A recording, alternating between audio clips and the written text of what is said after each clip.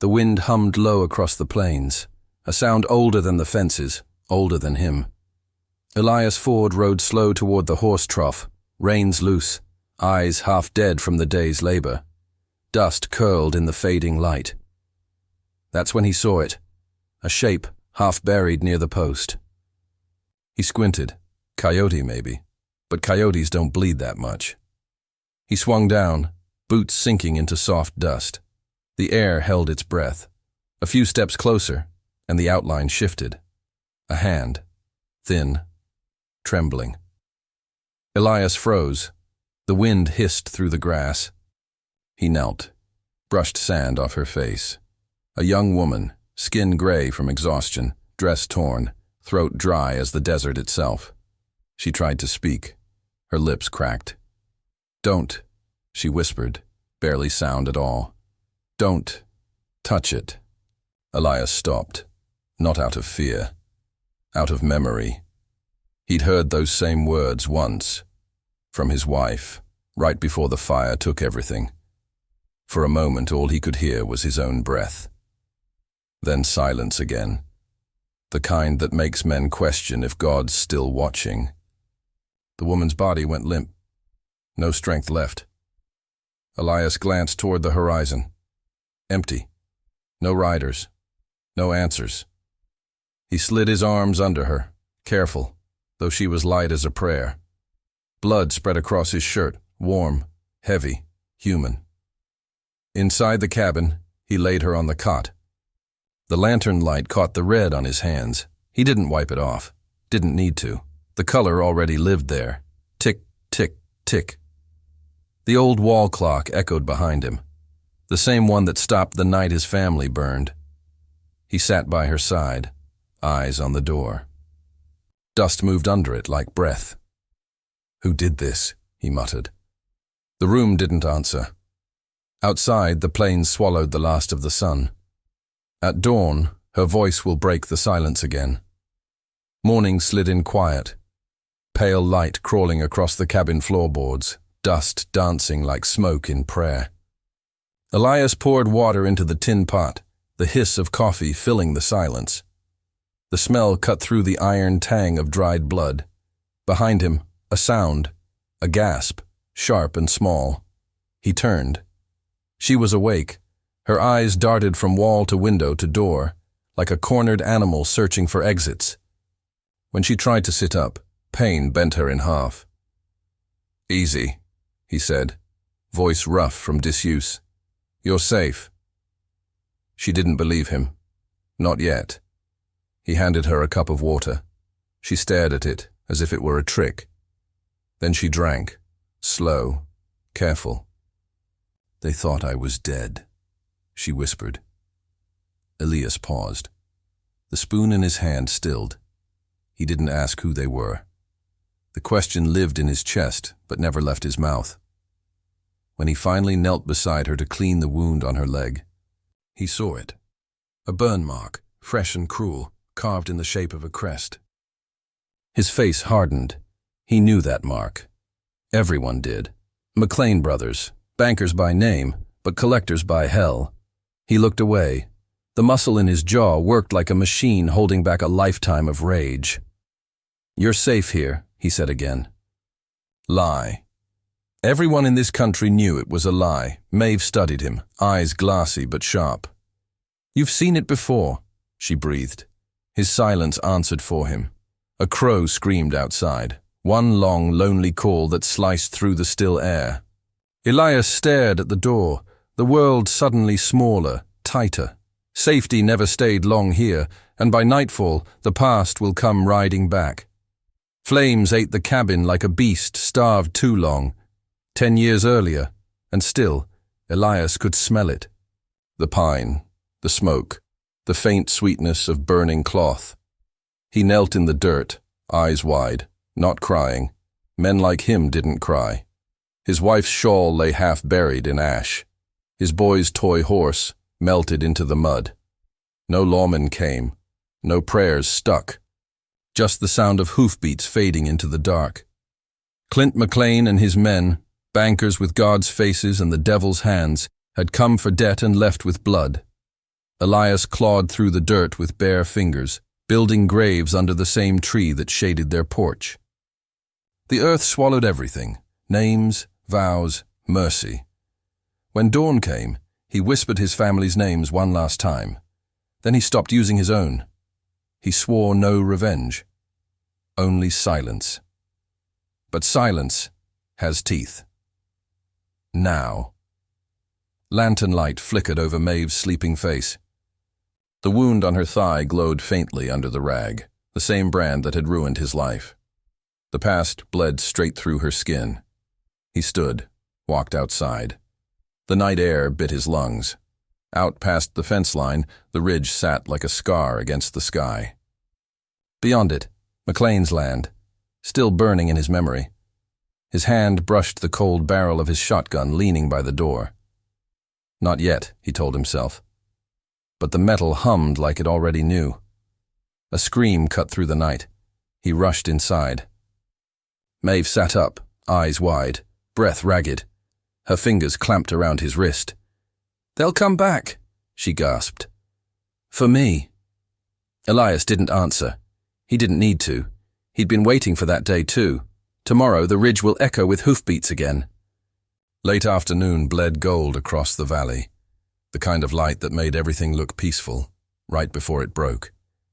Then came the sound. Hoofbeats, slow at first, then steady, then certain. Elias set his coffee cup down on the porch rail. Steam rose between his fingers. He didn't move fast. Men who'd buried too much didn't. He watched dust rise in the distance. 4 riders fanning out along the ridge road, sun at their backs. "Stay inside," he said over his shoulder. Maeve stood in the doorway, blanket around her shoulders. "They found us," she whispered. He didn't answer. He just opened the gun case. The double barrel gleamed dull silver in the light. He broke it open, slid 2 shells in, and clicked it shut, the sound sharp as truth. By the time the riders reached the fence line, Elias was sitting on his porch chair again, coffee steaming beside him, shotgun across his lap. Calm as Sunday morning. The lead rider grinned. Mason McLean. The blood in his face looked borrowed, his father's cruelty reborn. "Heard you been harboring damaged goods," Mason said, swinging down from his horse. Elias didn't blink. They circled the porch, hooves kicking dust into the air until the world turned gray. "She's marked," Mason spat, "which makes her ours." Elias's eyes stayed steady. "Not today." The words landed heavy, like the sky might crack. Mason smirked. Big talk from a man who already lost everything. Elias's finger twitched near the trigger. 1 heartbeat more and hell would have opened. Then, from inside, Maeve's voice, weak but sharp as glass. "Please, not yet." Elias froze. Dust hung mid-air. The riders laughed, turned their horses, and left slow, leaving threat in their wake. The coffee had gone cold. Elias didn't drink it. He just watched the ridge bleed into dusk. By nightfall, the storm will come for both of them. Night came heavy, dragging clouds across the desert sky. The air smelled of dust and something waiting. Then, the first drop hit the porch rail. Rain. A rare sound in these parts, soft, uncertain, like the earth didn't know how to drink anymore. Elias worked in silence, hammering loose boards over the windows. Each strike echoed through the cabin. Maeve sat near the stove, eyes following him. "You should let me go," she said. He didn't turn. "Not happening." "They'll come back," she warned. "They don't stop till they finish what they start." He drove the last nail in hard. "Then I'll be here waiting." Lightning flickered through the cracks, cutting her face in pale blue light. She hesitated, then spoke quieter. "You don't even know why they hurt me." Elias paused. She swallowed hard. "I tried to expose them. The banker, his sons, the whole rotten nest. Fake loans, forged deaths, stolen land. They bury truth in ledgers, Elias." The hammer slipped from his hand. It hit the floor like a verdict. He looked at her, really looked. The burn mark, the fear, the same evil he'd seen years ago, painted new. His voice came low. And they buried my family in dirt. Thunder rolled long across the plains. The candle flame bent sideways from the wind sneaking through the cracks. Maeve reached out, fingers finding his. Her touch was steady, not pleading. "Maybe it's time you dig 'em up," she said. Outside, the storm finally broke, rain hammering the roof like gunfire. Inside, neither moved. Two ghosts waiting for lightning to pick a side, and before dawn, one of them will ride out to meet it. Pre-dawn bled grey over the plains, the world still half asleep, half waiting. Elias saddled the old bay horse slow, every motion deliberate. He wore his old hat, the one he'd buried with his wife's cross 10 years ago. Some ghosts never stay buried. Maeve stood by the window, blanket wrapped tight. "You don't have to," she whispered. He met her eyes once. "I already did." Then he rode out into the dark, the storm clouds thinning behind him.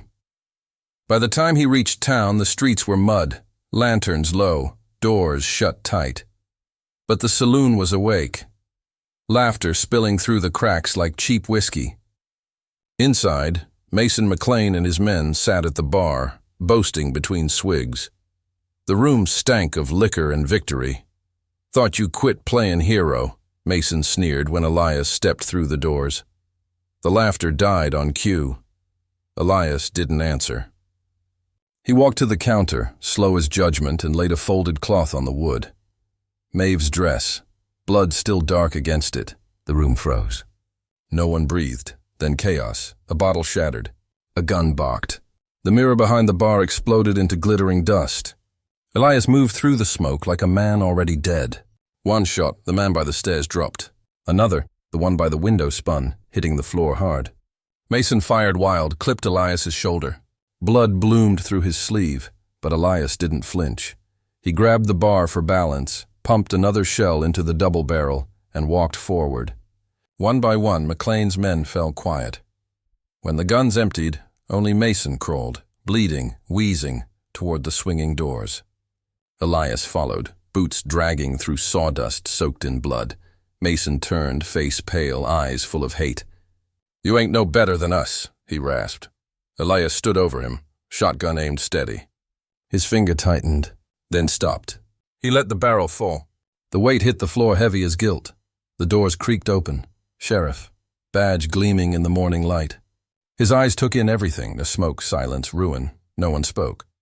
Not even the wind dared. But mercy always costs something, and sunrise was coming to collect. Dawn crept soft over the plains, washing the blood and thunder from the night before. Elias sat shirtless at the edge of the bed, shoulder wrapped in crimson cloth. The room smelled of smoke and rain. Maeve worked quiet, winding fresh bandage around the wound. Her hands trembled, but her eyes didn't. "The sheriff took Mason," she said. Elias grunted, more sound than word. "They'll hang him?" He shook his head. "McLeans don't swing. Not in this county." Outside, the land steamed under the rising sun, every blade of grass silvered with dew. Elias watched it through the window, jaw set, eyes far away. The silence stretched, but it didn't hurt like before.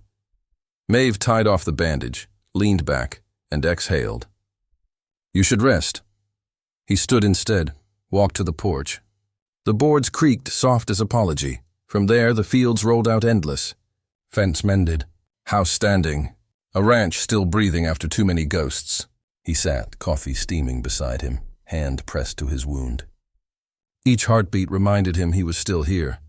Maeve joined him, blanket around her shoulders. They sat without words for a while. "They'll come again," she whispered. Elias nodded once. "Then they'll find me ready." For a moment, the world stilled. No wind, no pain, no sound but morning itself. Maeve smiled faintly. Not joy, not sorrow. Just peace, fragile, borrowed, enough.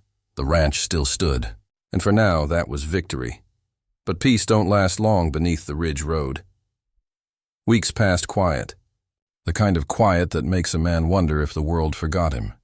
The land had greened some from the rain, but the air still carried that dry whisper of endings. Elias worked the fence line, hammer in hand, same spot where he'd first found her, half buried, half alive. Each strike drove memory deeper into the dirt. The rhythm steadied him. Behind him, hoofsteps. Softer now. Maeve walked without a limp, saddlebag slung across her shoulder. The sunlight caught her hair, gold cutting through the scars. "I'll head east," she said. "City's hiring." "Maybe I can start again." Elias nodded.